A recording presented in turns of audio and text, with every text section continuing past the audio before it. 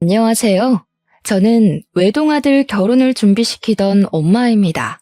좋은 날일 줄로만 알았던 아들의 결혼이 쑥대밭으로 마무리되었던 사연을 들려드리고자 해요.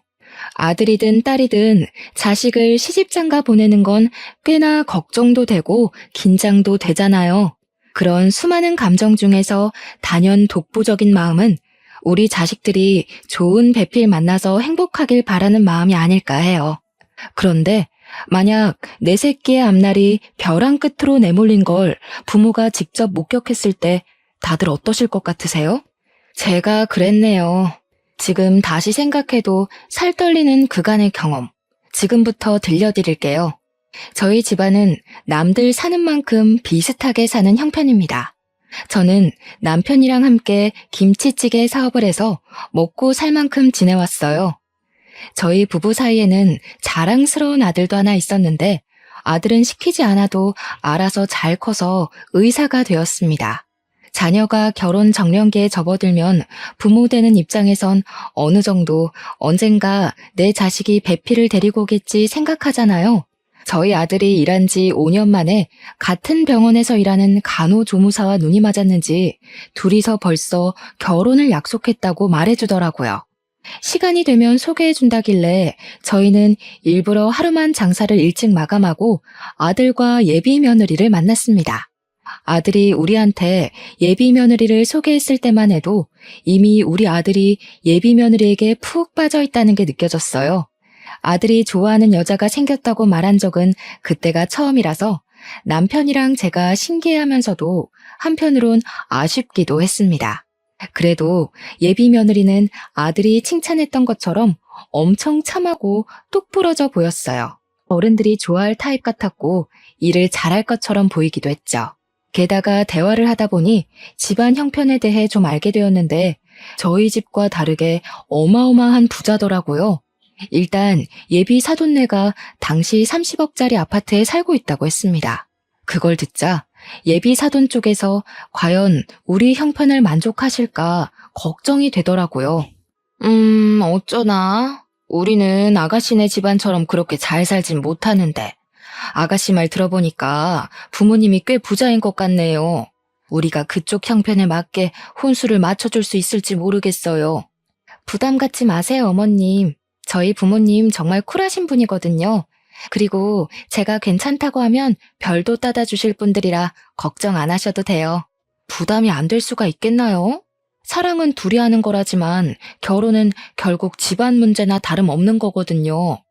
집안 형편이 과하게 차이나면 분명 어딘가 문제가 생기기 마련이란 걸 보고 들은 게 많아서 걱정되었어요. 그래도 둘이 너무 좋다니까 저랑 남편이 딱히 거절하진 못했습니다. 아들을 실망시키기 싫었어요. 부모가 되어서 어쩌면 아들에게 해줄 수 있는 마지막 지원일지도 모르는데 마지막까지 아들이 원하는 삶을 선택해서 살 수 있도록 돕고 싶었습니다. 그렇게 아들의 결혼 준비는 쭉쭉 진행이 되었어요. 상견례 날짜는 꽤 빠르게 잡혔습니다. 남편이랑 저는 아들이 해준 옷을 입고 최대한 단정한 차림으로 상견례에 참석을 했어요. 상견례 위치는 예비 사돈네가 먼 길을 못 오는 사정이라고 해서 밑지방에 사는 저희가 윗지방으로 올라가는 걸로 합의봤죠. 그렇게 도착한 상견례장에서 저랑 남편은 경악을 금치 못했어요. 장소는 깔끔한 횟집이었는데 예비 사부인 옷차림은 그에 맞지 않는 화려한 차림이더라고요. 상견례에서 정답인 복장은 없다고 하지만 레깅스에 미니스커트에 뾰족 구두는 좀 아니지 않나요? 아무리 그래도 자기 딸인 예비 신부보다 튀는 옷이 말인가요? 바깥사도는 나름 멀쩡한 차림이었는데 저러고 나온 사부인을 말리지 않은 것 보면 바깥사돈도 생각의 관점이 일반적이진 않은 것 같았습니다. 물론 제가 보수적인 편이라 그렇게 봤을 수도 있겠죠. 남들은 어떻게 생각할지 모르겠지만 일단 제 눈에는 사부인 행색이 너무 이상했어요. 처음부터 좀 많이 놀라서 표정 관리가 잘 안 되었습니다. 남사스러워서 저희 남편도 사부인을 잘 못 쳐다봤어요. 사돈 쪽에서 먼저 인사를 건네길래 저희도 그제야 웃음을 걸치고 악수를 받아주었네요. 그나마 다행이었던 건 두 분 성격이었습니다. 두 분 다 성격이 그리 모난 것 같지 않더라고요. 특히 사부인은 사근사근 잘도 웃었는데요. 친화력도 장난이 아니라서 삭막한 테이블 분위기를 금세 띄워주더라고요. 우리 사위들 총각이 인물이 참 좋더라고요. 누굴 닮았나 했더니 박가사돈이랑 정말 판박이네요. 제가 관상을 좀 잘 봐요. 박가사돈 보니까 젊은 시절에 여자 꽤나 울리셨겠는데요. 정말 사부인 같은 여자 아니면 박가사돈 인물 감당할 여자 없겠어요. 아, 칭찬 감사합니다. 근데 제가 젊을 때는 그리 인물이 좋았던 편이 아니라서 오히려 아내 마음 얻는 게 어려웠었어요. 아내가 정말 인기 많았거든요. 남편은 사부인의 과하면서 가벼운 칭찬에 몸둘 바를 몰라 했습니다. 사부인 때문에 초면인데도 우리 사이의 분위기가 어색하진 않았어요. 하지만 시간이 갈수록 사부인 화법 때문에 희한하게 불쾌감이 생기더라고요. 저희가 이렇게 평범한 분들 만나는 건 오랜만이라서 그런지 마음도 굉장히 편하네요. 무슨 모임만 가면 정치인, 변호사, 검사 이런 사람들만 만나니까 늘 어깨가 경직되거든요. 근데 오늘은 완전 휴가 받은 기분이에요.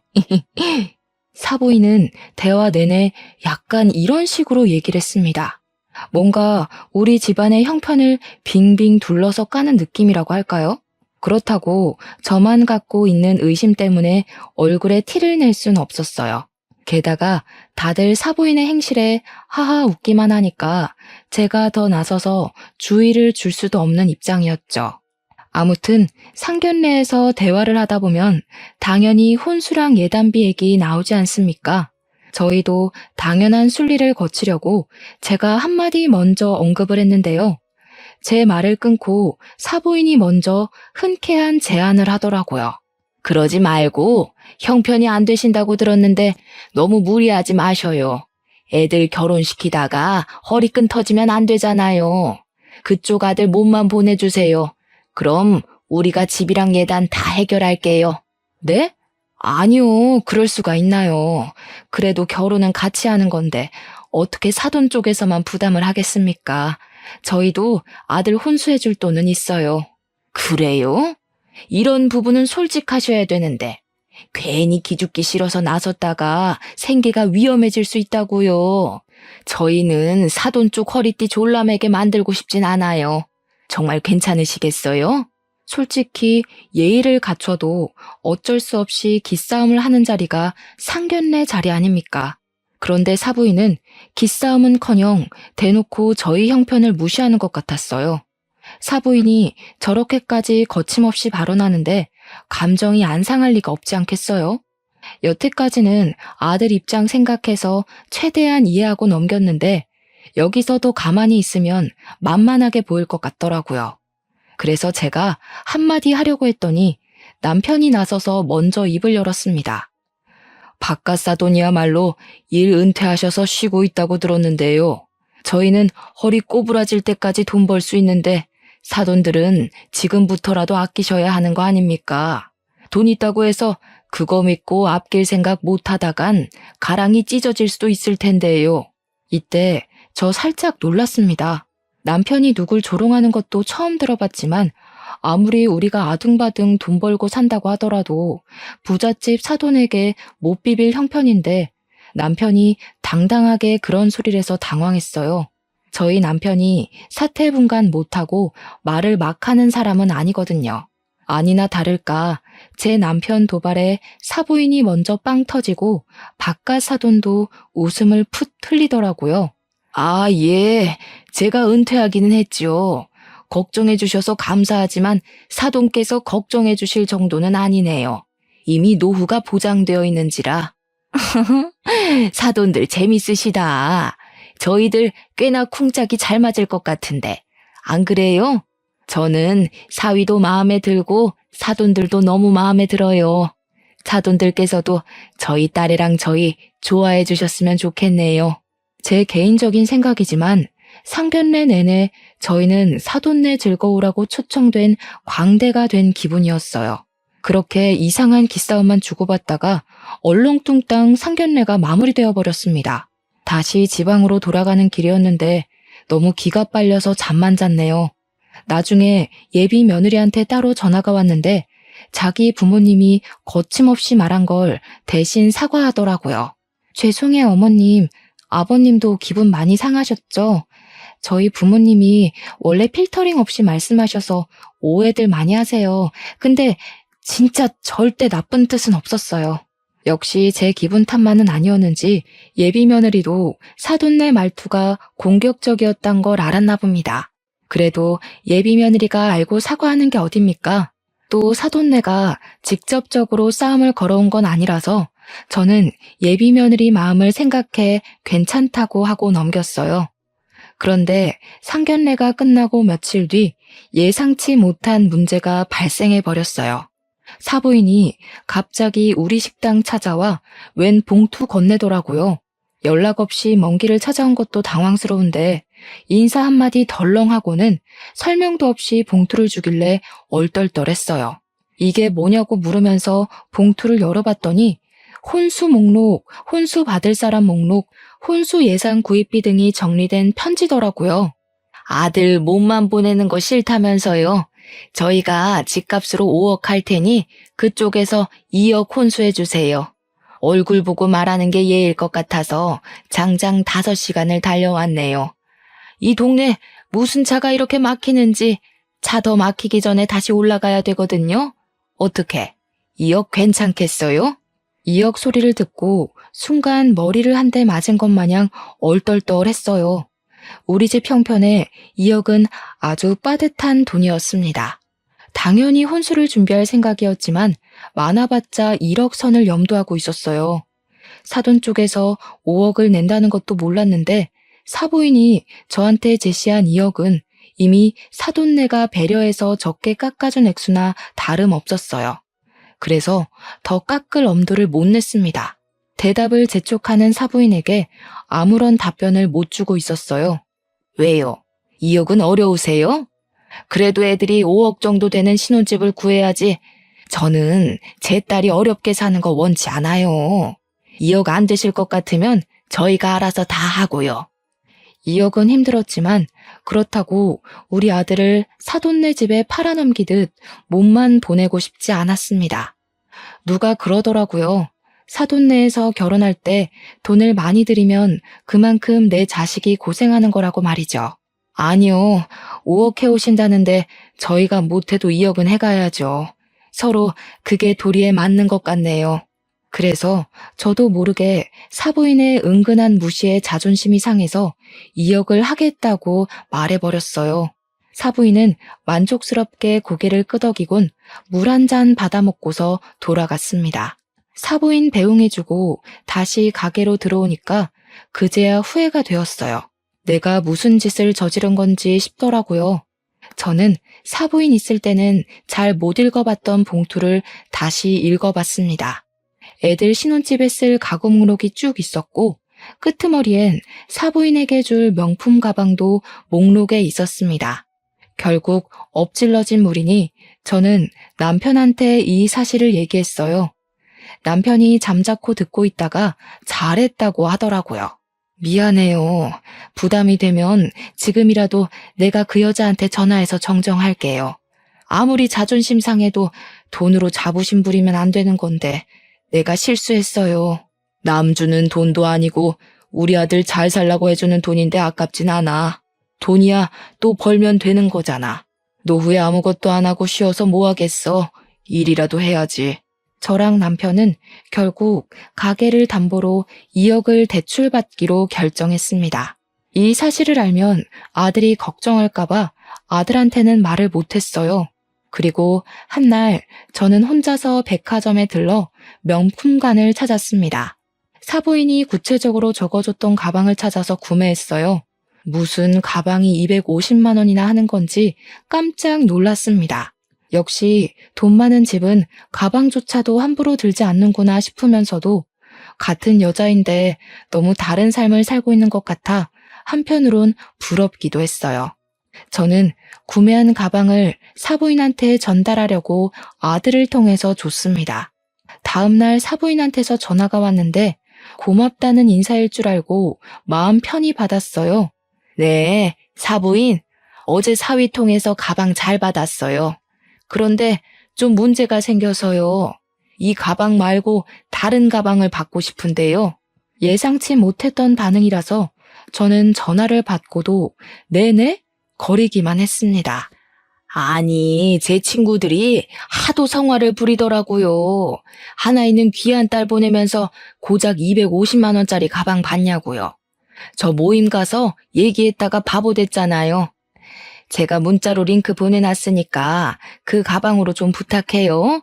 이 가방은 사위통해서 다시 돌려드릴게요. 사부인은 친구 말을 듣고 더 비싼 브랜드의 가방으로 의견을 바꾸었습니다. 사부인이 다시 보내준 다른 가방은 무려 500만 원짜리였어요. 똥개 훈련시키는 것도 아니고 이랬다 저랬다 하는 사부인의 태도가 또 무례하게 느껴져서 화가 났지만 이걸 뭐라고 할 수도 없었던 게 사돈네에서 5억을 해온다고 한 이유도 있었고 또 사부인이 2억 혼수비에 맞춰서 요구하고 있는 거라 따지지도 못했어요. 결국 저는 가방을 바꿔주었습니다. 환불하고 다른 가방 다시 사는 건 아들이 직접 해줬어요.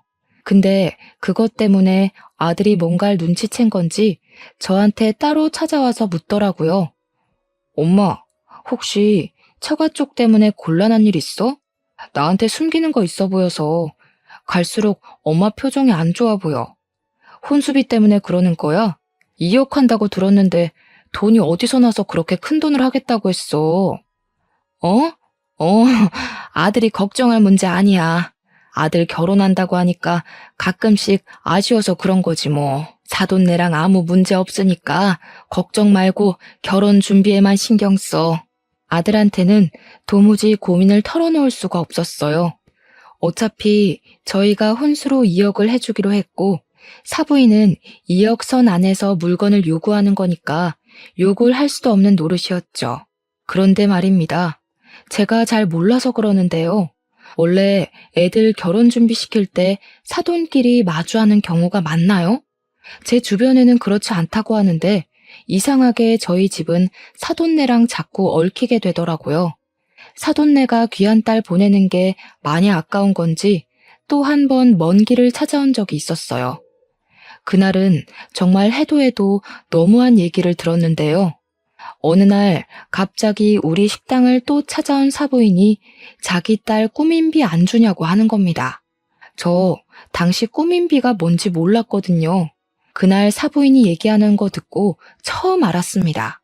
어머, 신부한테 꾸민비는 당연히 줘야죠. 저희가 5억이나 해주니까 그쪽에서 1억은 더 얹어주세요. 우리 딸도 명색에 시집 가는 건데 시부모한테 예쁨 받는다고 자랑할 수 있어야죠. 다른 며느리들 다 받는 꾸민비 우리 애만 안 받으면 체면이 서겠어요? 꾸민비가 사돈네 자식에게 사고 싶은 거 사입고 치장하라고 주는 돈이라고 하대요. 근데 그건 신부만 받을 수 있는 게 아니고 신랑도 받을 수 있는 거더라고요. 그깟 꾸민비 때문에 1억을 더해달라는 사부인 말에 저는 소신껏 얘기를 하였습니다. 죄송하네요. 그만한 돈을 해줄 여력도 안 되고 더 대출받지도 못해서 꾸민비는 어려울 것 같아요. 그냥 서로 안 해주는 걸로 퉁치죠? 역시 돈줄 달리는 게 이렇게 금방 눈에 보여서 아쉽네요. 이래서 제가 딸한테 수준 차이 나는 사돈은 질색이라고 얘기를 했었거든요. 사위가 의사 아니었으면 구린내가 진동하는 이런 곳에 저희 딸 안 보냈을 거예요. 저 순간 잘못 들은 줄 알았습니다. 그간 사부인이 말투는 좀 경박했어도 사람을 대놓고 깎아내리진 않았거든요. 그런데 제가 1억 꾸민비 못 주겠다고 하자마자 돌변해서는 저희 집안이랑 제 아들을 깎아내리기 시작하는데 딱 알겠더라고요. 사부인이 원래 이렇게 무례한 사람이기에 그런 경박한 소리를 가진 거란 걸 말이죠. 사부인 아들 고집 너무 세더라고요. 근성이 얼마나 끈질긴지. 역시 가난뱅이 집안에서 태어난 것들이 쓸데없이 끈기가 좋아요. 자기 주제를 알고 여자를 골라야지. 어디서 밤밑을 구르던 놈이 머리 위에서 놀던 여자를 눈독 들이는지 모르겠더라니까요. 사부인 아들 밖에서 그러고 다니는 거 알고 계셨어요? 뭐라고요? 누가 발밑을 굴러요? 사부인, 지금 도가 지나치신 것 같은데요. 우리가 대단한 집안은 아니지만 그것 때문에 제 아들이 욕먹는 건 납득이 안 되거든요. 당장 사과하시죠. 어머나, 사과는 그쪽에서 하셔야죠. 제가 그쪽 아들 떼어내느라 2년이나 고생했는데. 근데 이놈이 어떻게 제 딸을 깨어냈는지 아주 거머리처럼 딱 붙어서는 절대 안 떨어지대요. 대체 아들 교육 어떻게 시킨 거예요? 지 분수 생각 안 하고 좋아하는 여자만 있으면 무조건 들러붙으라고 가르치셨어요? 알고 보니 사부인이 장장 2년간 제 아들을 반대했다는 사실을 알았어요. 사부인은 그간 제 아들에게 문자로 여러 번 예비 며느리를 만나지 말라고 모욕을 준 듯 했습니다. 자기 딸 발목 잡지 마라, 가난뱅이 사위 관심 없다, 우리 딸 집안 보고 만나는 제비새끼랑 다를 게 뭐냐 등등 말이죠. 그걸 굳이 제 앞에서 다시 읊어주는 사부인 덕분에 제 아들이 사부인에게 어떤 취급을 당해왔는지 모조리 알 수 있었습니다. 그럼에도 아들이랑 예비 며느리가 서로 너무 좋아해서 버티고 버텼던 것 같았어요. 게다가 아들은 저랑 남편이 상처받을까봐 일부러 말하지 않은 것 같았고요. 다른 건 다 참겠는데 사부인이 제 아들에게 끔찍한 모욕을 줬다는 사실은 참을 수가 없었습니다. 더 이상 눈에 뵈는 것 없이 화가 났던 저는 손님이 먹다 남긴 김치찌개를 가져와 사부인 머리 위로 부어버렸습니다. 사부인이 비명을 악 지르자 남편이 튀어나왔고 타이밍 좋게 아들이랑 예비 며느리까지 등장했어요. 아들이랑 예비 며느리는 그날 우리 집에서 저녁을 먹기로 했기에 일찍 들린 거였어요. 네 새끼가 그렇게 아까우면 죽을 때까지 끼고 살 것이지. 뭐하러 풀어놨어? 나도 당신 같은 장모한테 내 아들 못 보내. 시궁창도 적당히 시궁창이던가. 어디 술집 여자 같은 년이 감히 내 아들을 흉봐? 뭐? 술집 여자? 이 옆에 내가 돌았나 봐. 지금 이게 얼마짜리 옷인지 알아요? 내가 여기까지 오느라 숍도 둘렀는데 아이씨, 김치구린내 다 배웠잖아. 그래, 말 한번 잘했다. 우리 집에서 구린내가 난다고? 당신이 입 열 때마다 철철 흐르는 촌티보단 음식에서 나는 구린내가 100배 나아. 어디 싸구려 주둥이랑 2만 원짜리 김치찌개를 비교해? 다 늙은 사람이 아직도 젊은 줄 알고 그딴 차림으로 다니는 거 진짜 볼썽사납거든? 실제 사부인은 상견례뿐만 아니라 제 앞에 나타날 때마다 미니스커트 차림이었어요. 복장만으로도 그 사람의 인품이 드러날 때가 있는데 여태 제가 봤던 사부인의 모습은 전부 술집 여자 같은 분위기더라고요. 부자든 말든 천박해 보이는 거랑은 다른 문제라 생각했어요. 천박한 년 입에서 내 아들이 나쁘게 언급되는데 부모로서 화 안 나겠습니까? 당장 꺼져. 다시는 내 가게에 발 들이지 마. 네가 수중에 몇 억을 갖고 있든 당신은 이 가게 들어올 자격 없어.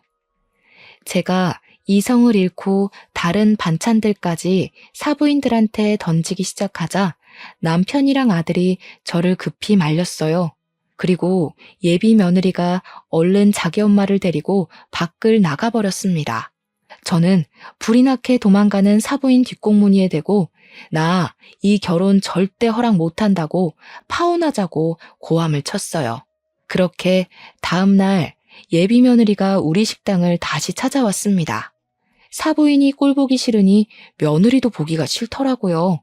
그래서 냉랭하게 대했더니 예비 며느리가 갑자기 제 앞에 무릎을 꿇는 거 아니겠습니까? 저희 엄마가 철이 없어서 그래요. 제발 한 번만 용서해 주세요, 어머님. 제가 다신 저희 엄마 이곳에 못 오게 만들게요. 저 이 결혼 꼭 하고 싶어요. 너네 엄마가 장장 2년 동안 내 아들을 사람 취급도 안 했다면서 내가 정신 나갔다고 그런 집에 내 아들을 사위로 보내겠니? 이렇게 문제가 되기 전에 진작에 네 엄마 말렸어야지.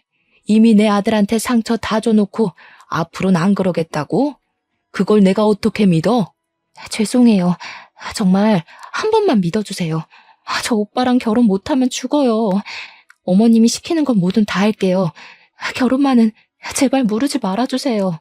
저 한 번도 예비 며느리에게 언성을 높인 적이 없는데 그날은 좀 따끔하게 혼을 냈습니다.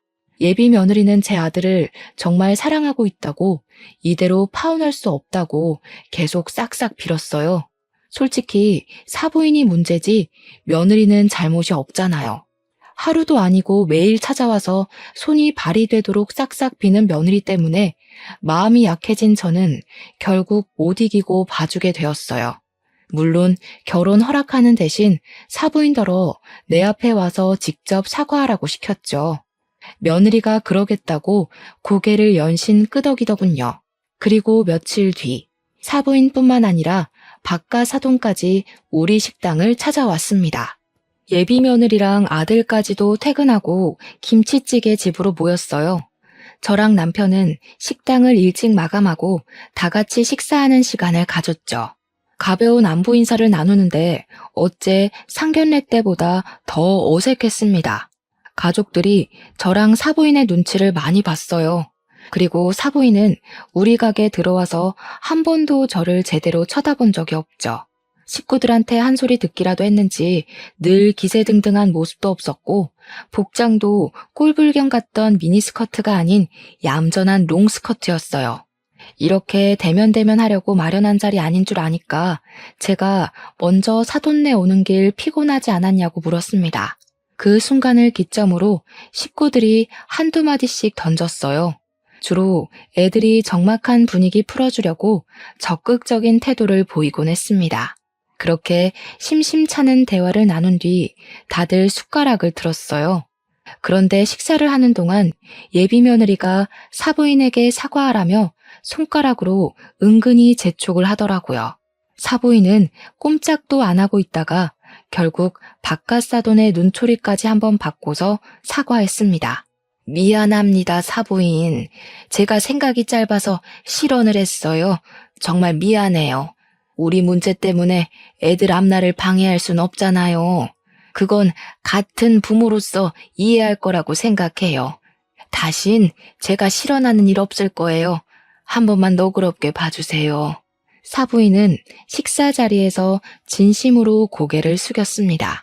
남편은 제가 원하는 대로 하길 바랬고 저는 사부인의 표정까지 꼼꼼히 살핀 후에 그 용서를 받아줬어요. 저도 감정에 앞서서 몹쓸 짓을 해버렸네요. 옷 다 버렸을 텐데 혹시 세탁비 필요하면 드릴게요. 아니에요. 세탁비는 무슨... 제가 기만한 행동을 한 건데요.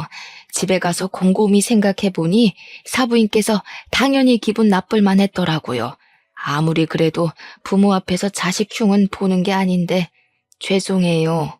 다행히 밥을 다 먹을 때쯤엔 저희 식구들 얼굴에 아주 살짝이라도 웃음이 걸릴 수 있었어요. 그리고 사부인은 김치찌개를 다 먹고 정리하는 것까지 손수 도와줬습니다. 그래서 어떻게 저떻게 잘 풀어서 헤어질 수 있었죠. 덕분에 애들 파혼 고비는 넘어갔네요. 그러나 결국 이 결혼은 안 되고 말 운명이었나 봅니다. 사부인과 저의 문제만 해결되면 애들이 결혼하는데 아무런 문제가 없다고 생각했던 게 오산이었어요. 결혼식 당일이었습니다. 신부 측 하객에 넥타이 부대가 엄청나게 쏟아져 들어오는 듯 채워졌어요.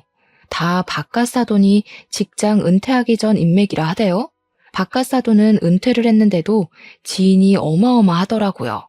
근데 저희는 사업을 하는 사람치곤 상대적으로 하객이 적었어요. 그 모습 때문에 오히려 일을 하고 있는 남편이 바깥 사돈한테 살짝 기가 죽은 듯 했습니다. 잘 사는 집안인데 저 정도 인맥은 당연한 거죠. 너무 속상해하지 마요. 우리도 좌석은 다 찾는걸요. 괜히 아들한테 미안해서 그러지. 나도 직장을 다닐 걸 그랬나 봐. 끝까지 아들한테 든든한 아빠가 돼주고 싶었는데 좀 아쉽네. 남편은 한참 인사 오는 신부 측을 힐끔 보더니 끝내 자리를 지키지 못하고 잠깐 화장실 다녀온다며 자리를 비웠습니다. 아들도 남편의 처진 어깨를 보곤 괜히 마음에 걸려서 걱정했지만 하객들 때문에 인사한다고 자리를 뜨진 못했어요. 그렇게 한 10분 지났을 겁니다. 아들이 신부 한번 보고 오겠다고 자리를 떴고 저는 혼주석을 안내받아 그곳에 가서 앉았어요. 그런데 저 말고는 혼주석이 전부 공석이더라고요. 아직 시간이 좀 남았으니 그렇겠지 생각했는데 시간이 촉박해져 와도 혼주석엔 여전히 저만 있었습니다. 무슨 일이 있나 싶어서 직원들에게 물어보려고 손짓을 하는데 직원들이 갑자기 분주하게 움직이면서 어디론가 뛰어가는 겁니다. 그리고 금세 산만해진 하객 측에서는 싸운다! 라고 웅성대는 소리가 나기 시작했어요. 싸운다는 말에 놀라서 저도 뛰어나갔습니다. 신부 대기실 앞이 엄청 복잡하더라고요. 저는 그런 인파를 뚫고 들어갔다가 충격적인 장면을 보았어요. 제 아들은 울고 있었고 아들 앞으로 사돈들과 며느리까지 무릎을 꿇고 앉아서 빌고 있는 거 아니겠어요? 남편은 어딜 간 건지 보이지 않았습니다. 그 장면을 보고 안 놀랄 사람 어디 있겠습니까? 정말 깜짝 놀라서 급히 아들 곁으로 갔더니 사부인이 아들 다리를 붙잡으며 살려달라고 하는 걸 들었어요. 제가 나타나자 사부인이 갑자기 제 다리를 잡으며 넙죽 엎드리더라고요. 사부인, 다 우리 잘못이니까 제발 이 결혼은 취소하지 말아줘요. 저희가 다 잘못했어요. 평생 사돈 내 빚 갚으면서 살게요. 제발 우리 딸 인생만 안 망치게 해주세요. 무슨 소린지 몰라서 저는 그저 멀뚱히 서 있기만 했습니다. 그러자 아들이 제게 종이 사진을 보여주더라고요. 그 사진 안에는 죄수복을 입고 있는 사부인과 유흥업소 사장 일을 하고 있는 바깥 사돈의 모습이 담겨 있었어요. 말도 안 되는 사진을 보면서 이게 어떻게 된 거냐고 아들한테 물었더니 사부인이 원래 업소녀인데 손님에게 사기쳐서 돈 타먹는 걸로 모자라 같은 업소녀들에게도 사기를 쳐서 깜빵을 다녀온 전적이 있다대요. 사부인 때문에 사업장 망해서 빚쟁이가 된 사장은 사부인이 출소할 때까지 기다렸다가 목숨까지 위협하면서 사부인한테 돈 갚으라 협박을 했대요. 근데 사부인은 죗값 치르고 왔는데도 정신 못 차리고 또 사기칠 계획을 했다는 겁니다. 사부인이 사장에게 돈 왕창 벌게 해주겠다고 꼬시고 그 이후론 바깥 사돈이랑 같이 협력해서 쌍으로 사기를 쳤다더라고요. 그렇게 세트로 살아오는 동안에 생긴 아이가 바로 예비 며느리라고 하더군요. 당시 생각지도 못한 아이가 생기자 사돈들은 아이를 버릴까 하다가 아이까지 사기에 이용하기로 했고 며느리는 자라면서 다양한 용도로 부부 사기단의 도구로 사용되었다는 겁니다. 며느리가 성인이 되고 나서는 사위될 사람을 건져서 돈을 빼먹으려고 했다네요. 그 사위로 두 번째 지목된 남자가 바로 우리 아들이었어요. 우리 아들이 그 미끼에 걸려든 거였죠. 이 사실은 지난 과거, 사부인 때문에 사기당했던 같은 업소녀들이 사부인 잘 먹고 잘 사는 꼴 방해하려고 나타나서 다 밝혔던 거랍니다. 그러니까 여태 사돈네가 저희 앞에서 떵떵거리고 비웃었던 모든 모습들이 거짓이라는 거예요. 기가 막혔던 저는 제 다리를 붙잡고 있는 사부인을 냅다 차버렸어요. 그럼 그지 새끼들이란 거잖아. 술집년같이 생겼다 했더니 진짜 술집년이었어요? 가진 것도 없으면서 어떻게 그런 배짱을 가질 수가 있어요? 우리 집 돈 훔쳐간 걸로 모자라 우리 시간도 진심도 다 기만하신 거네요. 잘 됐네. 이번엔 초범이 아니라서 깜빵밥 길게 먹을 수 있겠어요. 아니에요, 사부인. 저희 이번 결혼하면 나쁜 짓 다 청산하기로 했다고요. 모르는 사람들 말 믿지 말고 저희 말을 믿어주셔야죠. 그쪽들 과거 잘못 청산하라고 내 아들 결혼시키는 거 아니거든요. 그러고 보니 당신네 딸도 참 웃기네요. 다 알면서 어쩜 그렇게 내 아들 사랑한다고 잘도 질질 짰을까. 부모한테 배운 게 사기치는 것밖에 없어서 몸에 배웠나 보죠? 새파랗게 어린 년이 벌써부터 지무던 팔짓이나 하고 말이야. 나 원참 어이가 없어서. 어머님, 저는 모르는 일이에요. 저는 정말 오빠 사랑했어요. 엄마 아빠가 사기친 거지 저랑은 관련 없는 일이라고요. 끝까지 자기 잘못을 부정하는 예비 며느리의 태도가 저를 더 화나게 했습니다.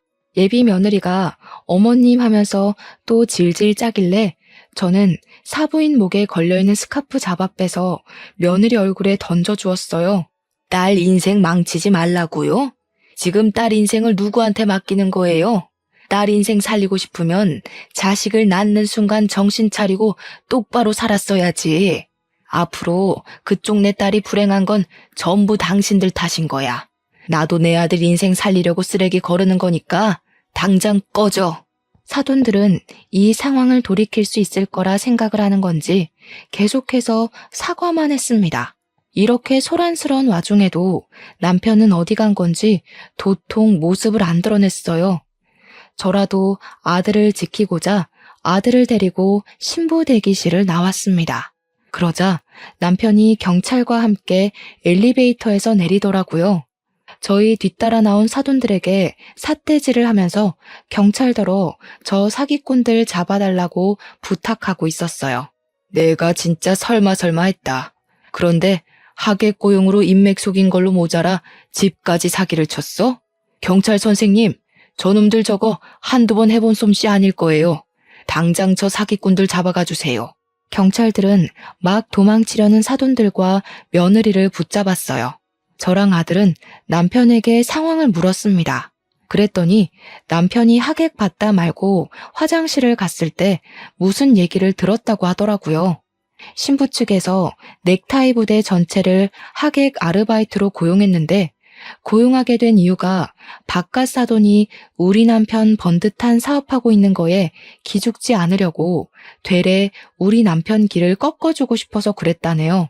그 사담을 듣고 바깥 사돈의 신원이 의심스러웠던 남편은 아는 지인 부동산에 개인적으로 전화해서 사돈이 산다는 아파트 주인이 누군지 알려달라고 부탁했다 했습니다. 아파트를 바로 알아본 것은 사돈들이 뭐만 하면 아파트 자랑을 그렇게 했었거든요.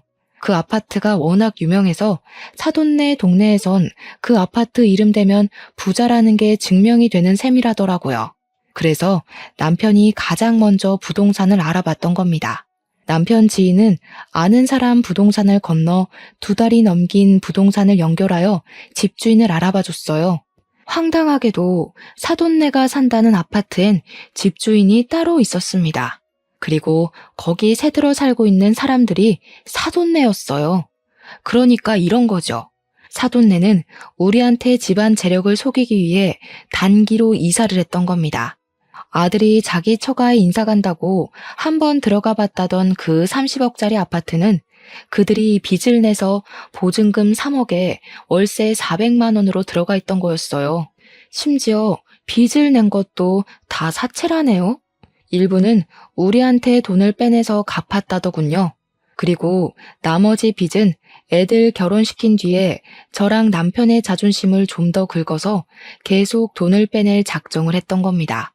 너무 기가 막혀서 저는 경찰들이 연행해가는 그들 앞길을 막았어요. 그리곤 불쌍한 척하는 사부인의 얼굴을 한 대 때려줬습니다.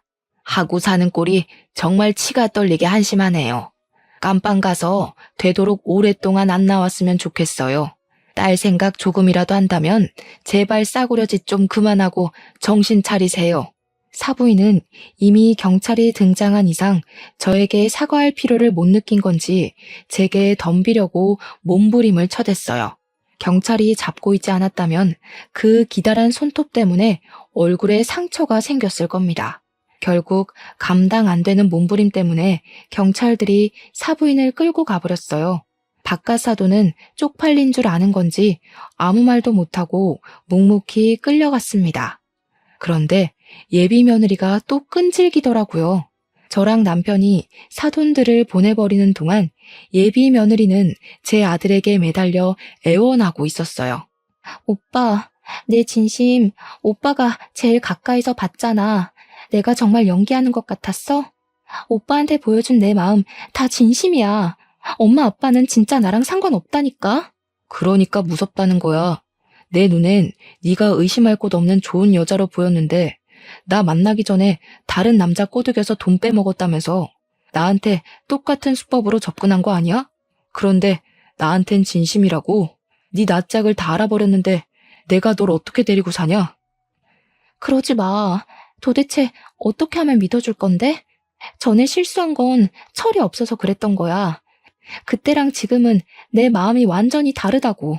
예비 며느리가 처절하게 아들을 붙잡고 우는데도 그런 며느리를 보는 아들의 시선은 이미 싸늘했습니다. 아들은 곧 며느리 목에 걸린 목걸이를 사정없이 잡아 뺐어요. 그 목걸이도 분명 우리 집에서 해준 혼수비에서 해먹었을 거거든요. 너 같은 싸구려한텐 명품 목걸이가 안 어울린다. 너한테 놀 하나 줄 생각 없으니까 징역 살고 나오면 다른 놈 노려. 네 부모나 너나 다시 한 번 더 우리 가족 눈에 띄면 2배, 3배로 갚아줄 테니까 각오하고.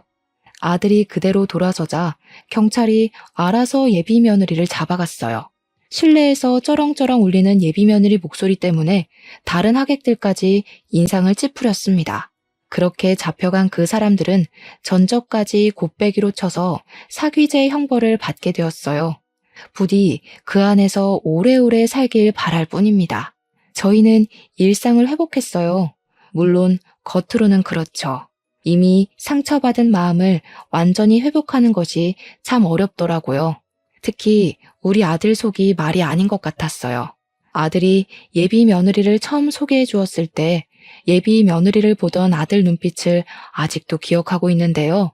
그렇게 많이 좋아했던 사람에게 당하는 배신은 잘 잊히지도 않잖아요.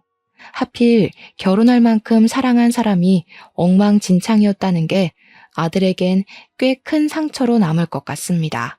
세상에 좋은 여자도 많은데 왜 하필 그런 여자가 우리 아들 인생에 들어섰는지 모르겠네요. 아들이 부디 그날의 상처를 잘 극복해서 그저 지나가는 일일 뿐이라는 걸 알았으면 좋겠습니다. 여기까진 안 좋은 현실을 말씀드렸지만 저희 집안에 우환만 있었던 건 또 아니에요.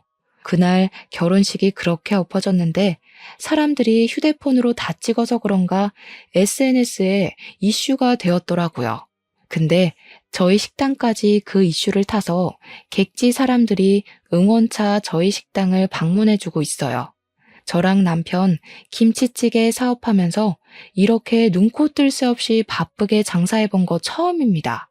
이미 사기당한 돈은 운 좋게 배상받았는데 이대로만 장사 잘 된다면 사기당했던 돈만큼 한 해 매출을 뽑을 수 있을 것 같기도 해요. 손님들이 왔다 가면 블로그 후기도 올려주시더라고요. 사진 엄청나게 찍어가고요. 인터넷에 우리 가게 검색해서 블로그 슬쩍 보면 댓글에 저희 가게를 아는 체 하면서 안부를 궁금해하는 분들도 종종 계셨어요. 남의 일인데 그렇게까지 마음 써주는 분들이 있어서 또 여러 번 위로를 받네요. 사기당하고 나서 저희 식구끼리 서로 위안하는 것만으론 한계가 있었는데 많은 사람들이 저희 사정을 응원해주니까 그래도 빠르게 마음이 편해지는 것 같더라고요. 언론의 힘이 새삼 대단하다는 걸 요즘 많이 느끼네요. 우리 아들이 혼인신고하기 전에 구덩이에서 빠져나올 수 있어서 얼마나 다행인지 모릅니다. 인생 액땜을 했다고 생각하고 앞으론 더 열심히 신중하게 살아가야겠어요. 다른 사람 조심하셔요. 제 사연 들어주셔서 감사합니다.